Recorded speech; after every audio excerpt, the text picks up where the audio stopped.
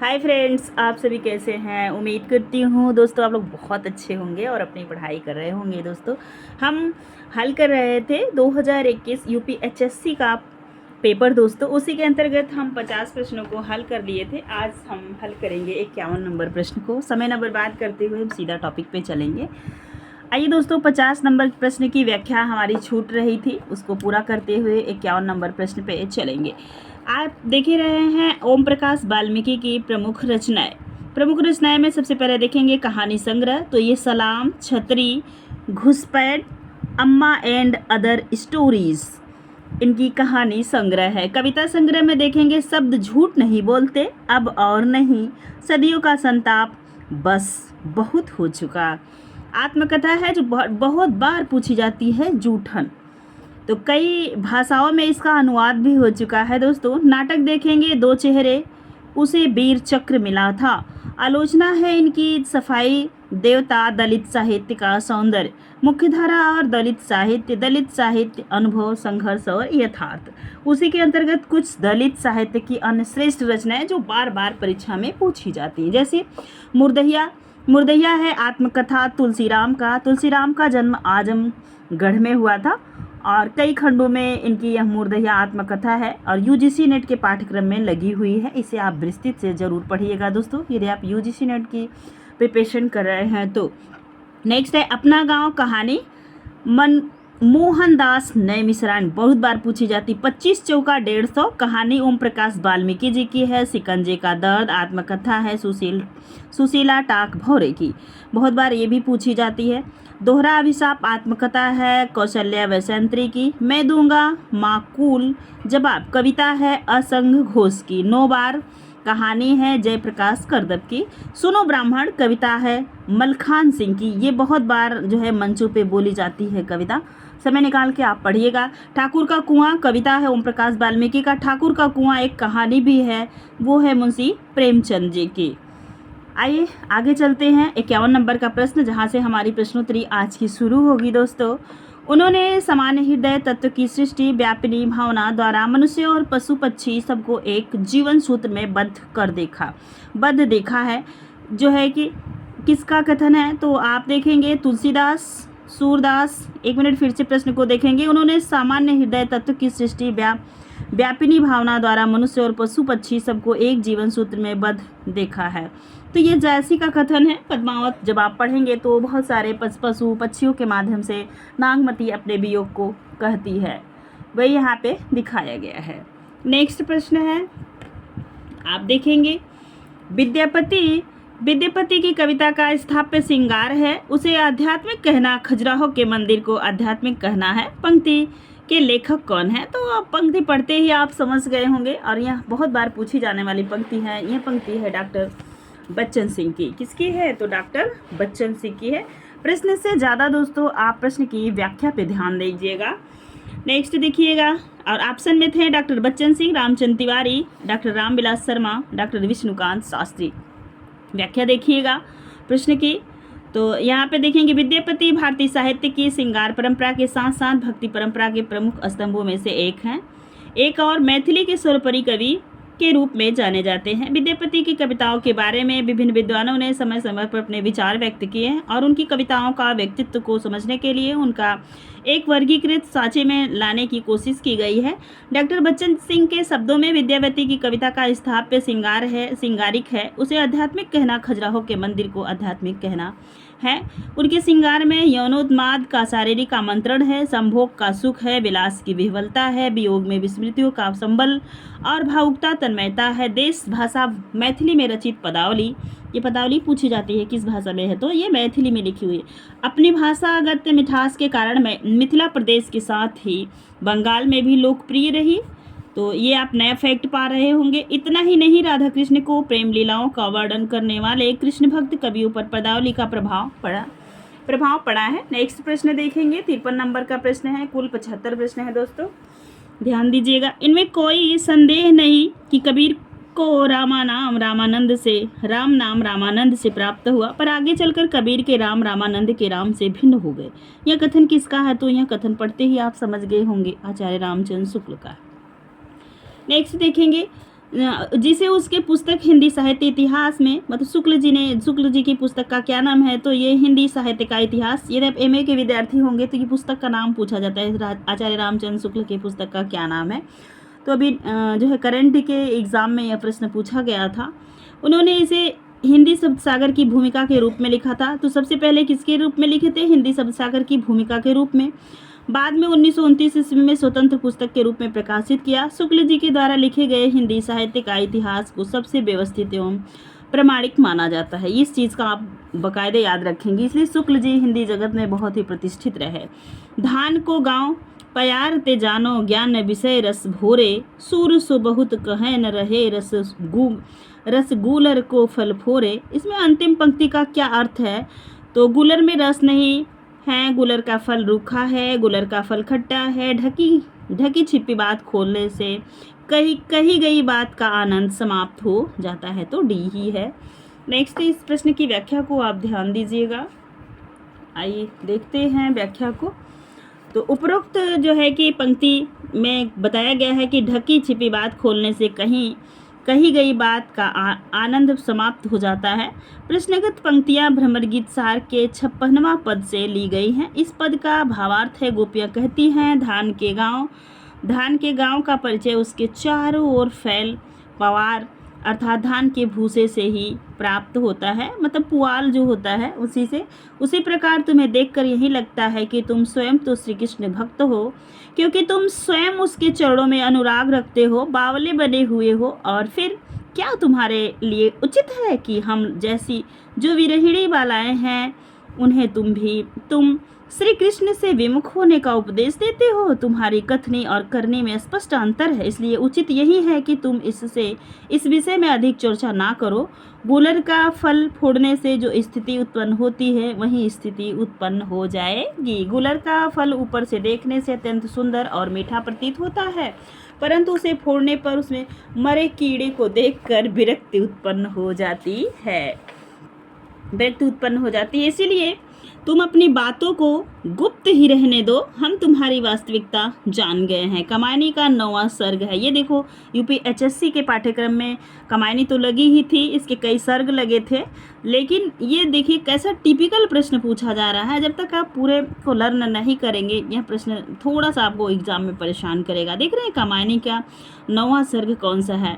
तो सबसे पहले आप देखेंगे, सबसे पहला सर्ग होता है चिंता, आशा, श्रद्धा, काम, वासना, लज्जा, कर्म, ईर्षा, ईड़ा, स्वप्न, संघर्ष, निर्वेद, दर्शन, रहस्य और आनंद। तो इसे 15 को पूरा याद करके रखिएगा। और आपसे पूछा है 9वां, तो 9वां क्या है? ईड़ा है। ईड़ा का मतलब होता है तर्क या बुद्धि, तो ये ऑप्शन सी सही हो गया। ठीक है।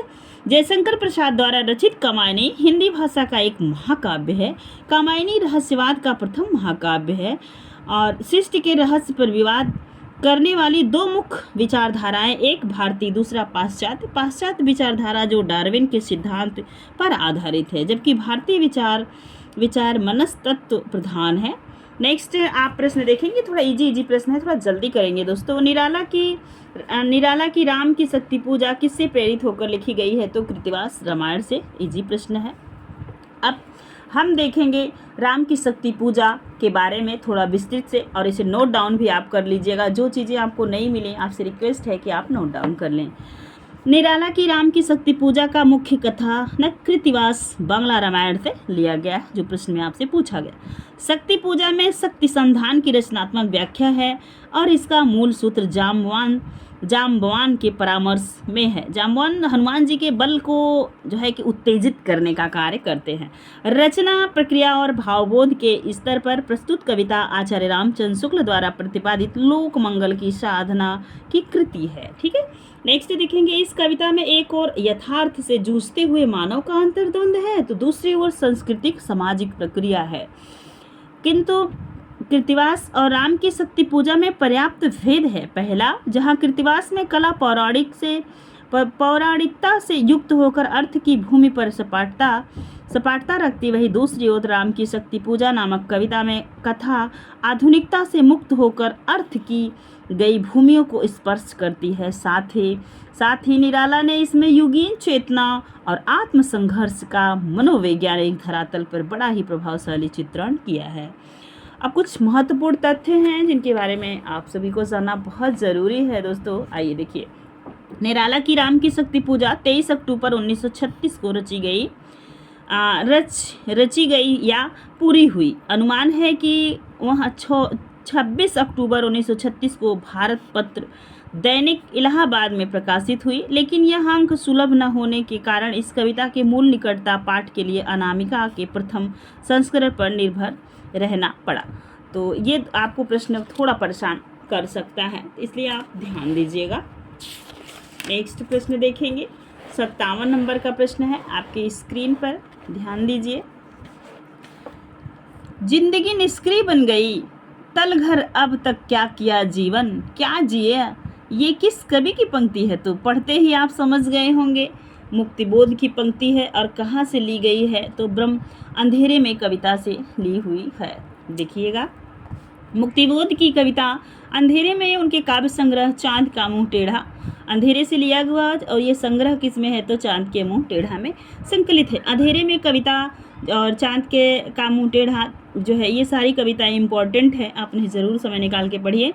में संकलित है। इस कविता में कवि ने स्वतंत्रता से पहले की और स्वतंत्रता के बाद की स्थिति का चित्रण किया है। इसमें यह दिखाया गया है कि जिन स्वतंत्रता सेनानियों ने देश के लिए लड़ते लड़ते अपने प्राण दे दिए, वे लोग स्वतंत्रता के बाद किसी अंधेरे में खो गए, और जो लोग स्वार्थी अवसरवादी थे वे प्रकाश में आ गए, मतलब नेता लोग, नेतागण। ठीक है, नेक्स्ट प्रश्न है 58 नंबर का। प्रेमचंद का कौन सा उपन्यास पहले उर्दू में वजारे हुस्न के नाम से लिखा गया था? तो इजी प्रश्न है। ऑप्शन देखिएगा, प्रेमाश्रय, कायाकल्प, सेवा सदन, रंगभूमि। तो इसका क्या होगा? सेवा सदन। सेवा सदन के बारे में थोड़ा सा देखेंगे जल्दी से। बाजारे हुस्न उर्दू भाषा में सन 1916 में लिखा गया, जिसे प्रेमचंद ने स्वयं हिंदी में अनुवाद करते हुए सन 1919 में सेवा सदन के नाम से प्रस्तुत किया। जबकि प्रेमचंद के उपन्यासों का अन्य विकल्प प्रथम प्रकाशन वर्ष है, तो प्रेमाश्रय का प्रकाशन 1922 है, कायाकल्प 1926 में है, रंगभूमि 1924 में। एक नेक्स्ट इजी प्रश्न है जो बार बार रिपीट होने वाला प्रश्न है। उसने कहा था कहानी संग्रह का प्रकाशन, तो आप सभी को पता है उसने कहा था ये कहानी यूजीसी नेट के पाठ्यक्रम में लगी हुई है। इसका प्रकाशन 1915 ईस्वी में चंद्रधर शर्मा गुलेरी द्वारा रचित उसने कहा था कहानी 1915 में प्रकाशित हुई। और ये कहाँ प्रकाशित हुई थी? तो सरस्वती पत्रिका में प्रकाशित हुई थी। और ये एक कहानी की वजह से गुलेरी जी हिंदी जगत में अपने को एक ऊंचा स्थान प्राप्त किए। तो ये एक कवि का व्यक्तित्व होता है दोस्तों, सिर्फ 3 कहानियाँ लिखे हिंदी जगत को उन्होंने समर्पित किया। देखिए, गुलेरी जी की यह कहानी हिंदी की पहली सर्वोत्तम कहानी मानी जाती है। यह कहानी बहुत ही मार्मिक है। इसकी मूल संवेदना यह है कि इस संसार में कुछ ऐसे महान निस्वार्थ व्यक्ति होते हैं जो किसी के कहे को पूरा करने के लिए अपने प्राणों को भी बलिदान दे देते हैं। कुछ ऐसी ही कहानी है। आइए इंपॉर्टेंट चीज़ देखिएगा, लेखक का कहानी है इनकी सुखमय जीवन, बुद्धू का कांटा उसने कहा था। तो सुखमय जीवन पहले आएगा 1911 में, बुद्धू का कांटा 14 में और ये 15 में। निबंध है मोरे मोहि कुठां कछुआ धर्म। आलोचना है पुरानी हिंदी। अब नेक्स्ट प्रश्न 60 नंबर का प्रश्न देखेंगे दोस्तों। आइए हमारे 4 प्रश्न को देखने का प्रयास करते हैं। 60 नंबर का प्रश्न आपके स्क्रीन पे है। अंधा युग का वह कौन सा पात्र है जो अभिशप्त जीवन जीने को बाध्य है? तो पूरा अंधा युग आप पढ़ लिए होंगे, तो यह वही पात्र है अश्वत्थामा। धर्मवीर भारती के गीत नाट्य अंधा युग का पात्र अश्वत्थामा जो अभिशप्त जीवन जीने को बाध्य है। क्या है? जीवन जीने को बाध्य है। अंधा युग नाटक का रचनाकाल 1954 है। यह नाटक वक्ता या श्रोता की कथा शैली में लिखा गया है। तो ये कथा शैली हो सकता है आपको पहली बार मिली हो, कुछ चीज़ें आपको नहीं मिलेंगी दोस्तों। आप धैर्य बना के वीडियो को पूरा देखिए। अंधा युग का पहली बार प्रसारण आकाशवाणी पर हुआ था। अंधा युग नाटक में सशक्त बिंब योजना और मुक्त छंद की प्रधानता है। इस नाटक में धर्मवीर भारती जी ने पौराणिक कथा के माध्यम से आधुनिक बोध का रूपांतरण किया है, मतलब पुराने चीज़ को आज के युग में जोड़ने का प्रयास किया है नाटककार ने युद्ध की समस्याओं और उसके विध्वंसकारी परिणाम, भाई भतीजेवाद, धर्म अधर्म, आदर्श यथार्थ आदि जीवन को सत्यों को दर्शित किया है कि एक मतलब भाई भाई के बीच का भी तो विवाद है ये। नेक्स्ट देखेंगे, अंधा युग नाटक के कथावस्तु 5 भागों में विभाजित है और रचितकृत 8 भागों में रचित है, जिसके माध्यम से अंतराल है। तो अंतराल आप जानते हैं 34, 3 और 4 के बीच अंतराल है, ऐसे आप 34 करके याद कर लीजिएगा। देखिए, अर्थात इस नाटक में 5 अंक 8 भाग है, जिसमें स्थापना, अंतराल और समापन में 3 अंकों नहीं है। कौन कौन से नहीं है? स्थापना, अंतराल और समापन। पहला है स्थापना अंधा युग, जिसे कहेंगे। प्रथम अंक है कौरव नगरी, दूसरा अंक है पशु का उदय, तीसरा अंक है अश्वत्थामा का अर्धसत्य, नरमरो या कुंजरो। अंतराल है पंख, पहिया और पट्टियां। चौथा अंक है गांधारी का श्राप, जब इनके सारे पुत्र मर जाते हैं तो ये भगवान श्री कृष्ण को क्या करती हैं? श्राप देती हैं। पंचम अंक है विजय, एक क्रमिक आत्महत्या। समापन है प्रभु की मृत्यु। भगवान श्री कृष्ण भी जो है कि वन में घूमते हुए एक व्राघ्र के हाथ मारे जाते हैं। अंत में इनका श्राप होता है जो है गांधारी जी का। नेक्स्ट देखिएगा आगे, अंधा युग नाटक के पात्र देखेंगे। इसमें कुल 16 पात्र हैं। कितने पात्र हैं? 16 पूछा जा सकता है, ध्यान दीजिएगा। जिसमें 15 पुरुष पात्र हैं और एक स्त्री पात्र है। स्त्री पात्र में सिर्फ और सिर्फ गांधारी हैं, बाकी सब पुरुष पात्र है। अश्वत्थामा, कृतवर्मा, वृद्ध याचक, ज्योतिष है, विदुर है, कृपाचार्य है जो राजगुरु है, गूंगा भिखारी है, प्रहरी एक काल्पनिक पात्र है, प्रहरी 2 भी काल्पनिक पात्र है, कृष्ण है, धृतराष्ट्र है, संजय है, व्यास है, युधिष्ठिर है, युयुत्सु है और बलराम है। नेक्स्ट देखेंगे, मृदंगिया किस कहानी का पात्र है? तो ये रस प्रिया कहानी का पात्र है और ये यूपीएचएससी के पाठ्यक्रम में लगी हुई कहानी रसी प्रिया है। और बहुत यूजीसी नेट के आपको बताना चाहूँगी दोस्तों कि यूजीसी नेट के पाठ्यक्रम में लगी हुई 21 कहानियाँ चैनल पे अपलोड है, निबंध अपलोड है, नाटक लगभग 8 या 7 ठो अपलोड है, 1-2 बाकी है, मैं जल्द कर दूंगी। आइए हम अपने टॉपिक पे आते हैं। मृदंगिया रसिक प्रिया कहानी का पात्र है। रसिक प्रिया फणीश्वर नाथ रेणु की कहानी है। फणीश्वर नाथ रेणु की रसिक प्रिया कहानी 1959 में प्रकाशित ठुमरी कहानी संग्रह में संकलित है, जो पहली बार 1955 में धर्मवीर भारती के संपादन में इलाहाबाद प्रयागराज से निकलने वाली निकस पत्रिका में छपी। याद रखिएगा, निकस पत्रिका को छपी। नोट, यहाँ अन्य वैकल्पिक की कहानियाँ अर्थात लाल पान की बेगम, पंचलाइट, संवदिया, फणीश्वर नाथ रेणु की कहानियाँ हैं। तो बहुत सारी इनकी रचनाएं हैं हिंदी जगत में, खासकर आंचलिकता के लिए रेणु जाने जाते हैं। नेक्स्ट प्रश्न है, वैद्य जी किस उपन्यास के पात्र हैं? तो ऑप्शन में है झूठा सच, भूले बिसरे चित्र, राग दरबारी, विश्रामपुर के संत। तो ये पात्र हैं राग दरबारी के। वैद्य जी राग दरबारी के उपन्यास के पात्र हैं। राग दरबारी उपन्यास के उपन्यासकार श्रीलाल शुक्ल 1923 से 2011 में तक रहे। राग दरबारी एक ऐसा उपन्यास है जो गांव की कथा के माध्यम से आधुनिक भारतीय जीवन की मूलहीनता को सहजता और निर्मलता अनावृत करता है। राग दरबारी उपन्यास के लिए शुक्ल जी सन 1969 में साहित्य अकादमी पुरस्कार मिला था। याद रखिएगा, बहुत इंपॉर्टेंट है। श्रीलाल शुक्ल को भारत सरकार ने 2008 में पद्म भूषण पुरस्कार से सम्मानित किया। इसके अतिरिक्त उन्हें व्यास सम्मान, ज्ञानपीठ पुरस्कार से भी सम्मानित किया गया था। अब राग दरबारी उपन्यास के प्रमुख पात्र हैं वैद्य जी, रुपन बाबू, बद्री अग्रवाल, रंगनाथ, छोटा पहलवान, प्रिंसिपल साहब, जोगनाथ, सनीचर, मंगलदास लंगड़। तो इनका मंगलदास का नाम आप याद रखिएगा। नेक्स्ट है 63 नंबर का प्रश्न है, पिता गए माता गई गुरुदेव गए, कंधे से कंधा भिड़ाकर प्राण देने वाले चिर सहचर सिंह रड़ गया। चंद्रगुप्त नाटक में यह कथन किसका है? तो वो जो चंद्रगुप्त जब बहुत असहाय हो जाता है दोस्तों, ये पंक्ति कहता है। जब पूरा नाटक मेरे चैनल पे अपलोड है, चंद्रगुप्त, स्कंदगुप्त, ध्रुव स्वामिनी, आधे अधूरे, ठीक है, तो जरूर पढ़िएगा।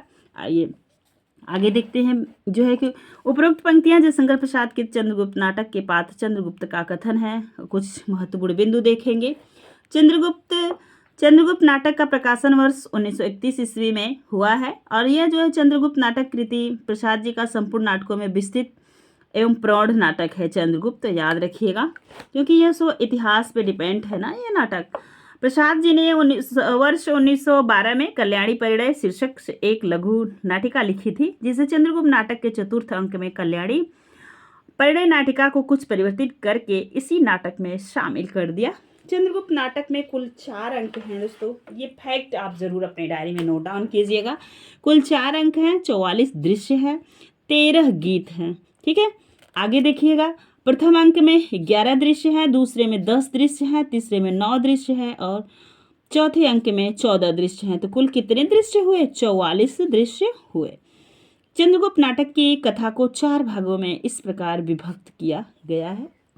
यही आप अगर समझ गए तो पूरा नाटक आपको समझ में आसानी से आ जाएगा। देखिएगा, स्कंदगुप्त का भारत पर आक्रमण प्रत्यावर्तन। मगध सम्राट नंद, विनाश और चंद्रगुप्त को मगध का सिंहासन। तो ये जो है कि नंद जो है विलासी राजा है, विलास के कारण हत्याएं करता है, बहुत सारे पाप करता है। तो चंद्रगुप्त जो शिष्य है चाणक्य जी का, तो चंद्रगुप्त फिर क्या करता है, इसे परास्त करके और वो चाणक्य जो है चंद्रगुप्त को राजा बनाता है। चंद्रगुप्त की सुदूर दक्षिण भारत में विजय और मगध के षड्यंत्रों की समाप्ति। मगध का राजा था नंद, ठीक है, वही बता रहे हैं। आक्रमणकारी सेल्यूकस का पराजय, उसकी पुत्री के साथ चंद्रगुप्त का विवाह। तो पहले तो इसकी शादी होती है, चंद्रगुप्त की शादी होती है नंद वंश की इसकी बहन के साथ चंद्रगुप्त की। और नंद ने गलती से विष दिया था चंद्रगुप्त को मरने के लिए, जो कि इसकी बहन स्वयं खा के मर गई। दोस्तों पूरा नाटक पढ़िएगा, आपको बहुत अच्छा लगेगा। और यहाँ पे फिर क्या करता है चाणक्य, क्या काम करते हैं, सेल्यूकस को पराजय करके इसे भेज देते हैं वापस, और यह संधि का प्रस्ताव रखते हैं कि हम तुम्हारी पुत्री से शादी कर लेंगे, हमारा तुम्हारा नाता बना रहेगा। तो बाद में जब नंद की बेटी से शादी हुई चंद्रगुप्त की, तो ये मर गई। उसके बाद चंद्रगुप्त ने दोबारा सेल्यूकस की कन्या के साथ विवाह किया था। नाटक इतिहास पे है, बहुत ही प्रसाद जी ने मार्मिकता के साथ इसको हिंदी जगत में पिरोया है। यह नाटक बहुत ही इम्पोर्टेंट भी है दोस्तों, ज़रूर पढ़िएगा। चैनल पे अपलोड है। 64 नंबर का है, इस देश की प्रजा के हृदय में कोई स्मृति मंदिर बना जाने की शक्ति आप में है, पर यह सब तब हो सकता है कि वैसी स्मृति की कदर आपके हृदय में भी हो। इस पंक्ति के लेखक कौन है? तो ये इस पंक्ति के लेखक हैं ये बाल मुकुंद गुप्त जी। ऑप्शन में है हजारी प्रसाद गुप्त, बी बाल मुकुंद गुप्त, सी बालकृष्ण भट्ट, प्रताप नारायण मिश्र। नेक्स्ट देखेंगे व्याख्या, देखिएगा प्रश्न का, व्याख्या से ही प्रश्न फंसते हैं। शिव शंभू शर्मा बाल मुकुंद जी द्वारा रचित कल्पित पात्र है। तो ये आप पूरा पढ़िएगा, चैनल पे मेरे अपलोड है। बाल मुकुंद गुप्त जी ने शिव शंभू शर्मा के नाम से लॉर्ड कर्जन के अहंकार पर उग्र व्यंग्य पूर्वक सांकेतिक प्रहार करते हुए 8 पत्र लिखे हैं। कितने पत्र लिखे? 8। इसमें से मेरे चैनल पे जो है बनाम लॉर्ड कर्जन ये भी है, श्रीमान का स्वागत है, अशांत है, दूरदशा है, 1-2 भी रुका हुआ है, जैसे विदाई संभाषण अभी नहीं हुआ है, तो मैं जल्दी से अपलोड करूँगी। ध्यान दीजिएगा कितने पत्र हैं, तो 8 पत्र हैं। नेक्स्ट देखिएगा 8 पत्र, उपरोक्त 8 पत्र 1 वर्ष तक 1904 से 1905 में भारत मित्र और जमाना में प्रकाशित होते रहे। लेखक लिखते रहे और प्रकाशित होते रहे।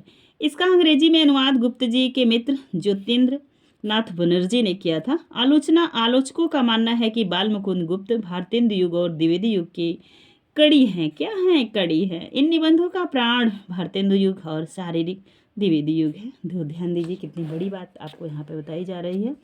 65 नंबर का प्रश्न है, भाइयों अब तो नींद से जागो, अपने देश की सब प्रकार से उन्नति करो, जिसमें तुम्हारी भलाई हो वैसी ही किताबें पढ़ो। यह कथन किस निबंध से लिया गया है? तो भारत वर्षोन्नति कैसे हो सकती है, भारतेंदु जी का यह निबंध है। थोड़ी सी व्याख्या देखेंगे, यह निबंध कब लिखा गया था। भारतेंदु जी ने नवंबर 1984 में बलिया के ददरी मेले में, बलिया जो है कि बिहार में पड़ता है, बलिया बिहार इस साइड में, ददरी में एक व्याख्यान दिया था, जिसे बलिया व्याख्यान या बलिया वाला भाषण के नाम से जाना जाता है। यही व्याख्यान भारतवर्ष की उन्नति कैसे हो सकती है हरिश्चंद्र चंद्रिका में दिसंबर 1984 में प्रकाशित हुआ। और नेक्स्ट प्रश्न 66 नंबर का प्रश्न आप देख पा रहे होंगे, आपकी स्क्रीन पे है, तो ध्यान दीजिएगा। श्रद्धा ग्रहण करने की भी एक विधि होती है, मुझे से अभी सहज ढंग से श्रद्धा ग्रहण नहीं होती, अटपटा जाता हूँ, अभी पार्ट टाइम श्रद्धेय ही हूँ। यह कथन किस निबंध से लिया गया है? तो विकलांग श्रद्धा के दौर से। वैसे जब आप इसको पढ़ेंगे ना तो कंफ्यूज आप हो सकते हैं, श्रद्धा और भक्ति। और देखो ऑप्शन में पहले ही रखा हुआ है आचार्य रामचंद्र शुक्ल का निबंध, तो आपको थोड़ा सा ध्यान रखना है। उपरोक्त कथन हरिशंकर प्रसाई 1924 से 1995 के निबंध विकलांग श्रद्धा का दौर 1980 से लिया गया है। कहाँ से लिया गया है? 1980 से लिया गया है।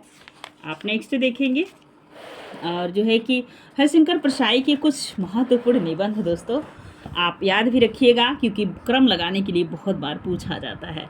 जैसे उनके दिन फिरे 1963, पगडंडियों का जमाना 1966, वैष्णव की फिसलन 1967, सदाचार का ताबीज 1967, ठिठुरता हुआ गणतंत्र 1970, शिकायत मुझे भी है 1970, अपनी अपनी बीमारी 1972, विकलांग श्रद्धा का दौर जो आपके पाठ्यक्रम में लगा हुआ है, सुनो भाई साधो 1983, तुलसीदास चंदन घीसे 1986, कहत कबीरा 1987, ऐसा भी सोचा जाता 1993, हंसते हंसते रोते रोते 93, तब की बात और थी 1993, पाखंड सोचा जाता 1998, आवारा भीड़ के खतरे 1998। कुछ उपन्यास देखिएगा आप, जो है तट की खोज, ज्वाला की जल, रानी नागफनी की कहानी, कहानी संग्रह, भोलाराम का जीव, हंसते हंसते रोते रोते, जैसे उनके दिन फिरे, संस्मरण है, तिरछी रेखा है। एक कोटेशन आया है 67 नंबर का, मनुष्य ही साहित्य का लक्ष्य है, यह किस आलोचक की स्थापना है? तो ये आलोचक हैं हजारी प्रसाद द्विवेदी, और बहुत बार पूछा जाने वाला यह प्रश्न है। मनुष्य ही साहित्य का लक्ष्य है, यह आचार्य हजारी प्रसाद द्विवेदी की स्थापना है। द्विवेदी जी कहते हैं, मैं साहित्य को मनुष्य की दृष्टि से देखने का पक्षपाती हूँ, जो वाकजाल मनुष्य की दुर्गतिहीनता और परमुखापेक्षिता से न बचा सके, जो उसके आत्मा को तेजोदीप्त न बना सके, जो उसके हृदय को पर दुख कातर और संवेदनशील न बना सके, उसे साहित्य कहने में मुझे संकोच होता है। मनुष्य ही मनुष्य का लक्ष्य है। हजारी प्रसाद द्विवेदी जी ने यह कहते हुए कि साहित्य केवल बुद्धि विलास नहीं, वह जीवन की अपेक्षा करके नहीं रह सकता। उन्होंने यह संवेदित कर दिया, साहित्य के उपासक अपने पैर के नीचे की मिट्टी की उपेक्षा नहीं कर सकते। मतलब जिस मिट्टी में आप जन्मे हो, जो चीज़ें आपके अगल बगल हैं, वही सारी चीज़ें क्या हैं, बहुत ही इम्पॉर्टेंट होती हैं जीवन में। नेक्स्ट प्रश्न देखिएगा, जो है कि कुत्ते की आवाज़ रपट किस कृति में संकलित है? ऊपर द्विवेदी जी, थोड़ा सा कोटेशन बाकी रह गया था। द्विवेदी जी साहित्य सृजन के मूल में उनकी सामाजिक सृष्टि थी एवं मुख्य रूप से उनके समस्त निबंधों की रचना इसी सृष्टि की परिचायक है, दृष्टि की परिचायक है। कुत्ते की आवाज़ रपट किस कृति में संकलित है? तो याद रखिएगा, ऋणधर जलधर। इसकी व्याख्या देखेंगे, रेणु जी का यह जो है कि रिपोर्टाज है दोस्तों, और केबीएस के पाठ्यक्रम में लगा हुआ था। तो आइए चलते हैं, देखते हैं। ऋणधर जनधल नाम से फणीश्वर नाथ रेणु ने सूखा और बाढ़ पर अत्यंत मर्मस्पर्शी रिपोर्टाज लिखे हैं, जिनका एक सुंदर उदाहरण है इस जल में प्रलय। इस पाठ में उन्होंने 1975 की पटना की प्रलयकारी बाढ़ का अत्यंत रोमांचक वर्णन किया, जिससे वे स्वयं भुक्तभोगी रहे। उस कठिन आपदा के समय की मानवीय विवशता यातना को रेणु ने अपने शब्दों के माध्यम से साकार किया। उन्होंने ऋण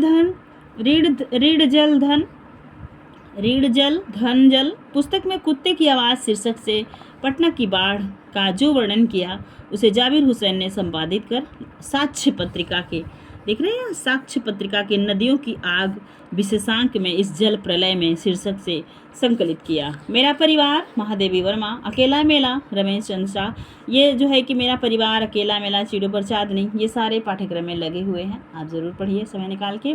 व्यक्त और एक उदास नगर शीर्षक अध्याय किस पुस्तक में है?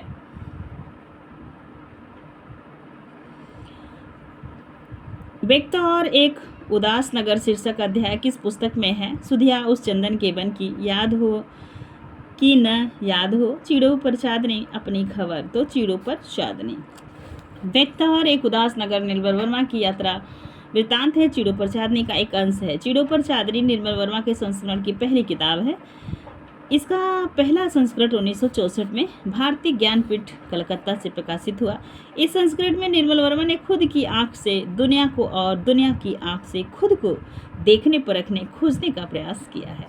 70 नंबर का प्रश्न, आज का अंतिम प्रश्न दोस्तों, जो है कि यूपीएचएससी के 2021 के पाठ्यक्रम में लगाया हुआ था, और उसी के अंतर्गत ये 70 प्रश्न हिंदी के प्लस 30 प्लस 70 और प्लस 30 जो है कि ये 70 प्रश्न हैं हिंदी के, 30 ये टोटल 100 प्रश्न आए थे। कितने प्रश्न? 100 प्रश्न, और 82 नंबर पाने वाली टॉपर हुई थी। तो याद रखिएगा, जीएस भी आपको पढ़ना है, बहुत सारी चीज़। तो आज का अंतिम प्रश्न देखिए हमारे साथ। विष्णु प्रभाकर को आवारा मसीहा लिखने में कुल कितने वर्ष लगे? तो 14 वर्ष।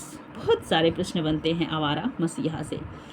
देखिए, विष्णु प्रभाकर का जन्म 1912 में, मृत्यु 2009 में।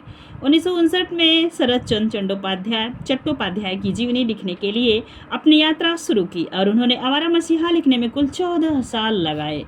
आवारा मसीहा का प्रथम संस्करण 1974 में प्रकाशित हुआ था।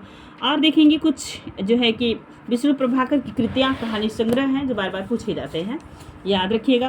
तो ये कहानी संग्रह मेरा वतन, आदि और अंत, संघर्ष के बाद, खिलौना, धरती अब भी घूम रही है, नाटक है अब और नहीं, 12 एकांकी, नव प्रभात, टूटते परिवेश, हत्या के बाद, डॉक्टर, प्रकाश और परछाइयाँ। उपन्यास देखिएगा इनका, ढलती रात, पाप का घड़ा, अर्धनारीश्वर, स्वप्नमयी, होरी, क्षमादान, धरती अब भी घूम रही है, लघु उपन्यास है, यात्रा वृत्तांत है, जमुना गंगा के नैहर में, ज्योतिर्पुंज हिमालय। तो आज का ये अंतिम प्रश्न और जो है कि ये प्रश्नोत्तरी आपको कैसी लगी कमेंट सेक्शन में कमेंट के माध्यम से मुझे ज़रूर बताइएगा। वीडियो पसंद आएगा तो प्लीज़ लाइक कीजिएगा और अपने दोस्तों में साझा कीजिएगा। धन्यवाद।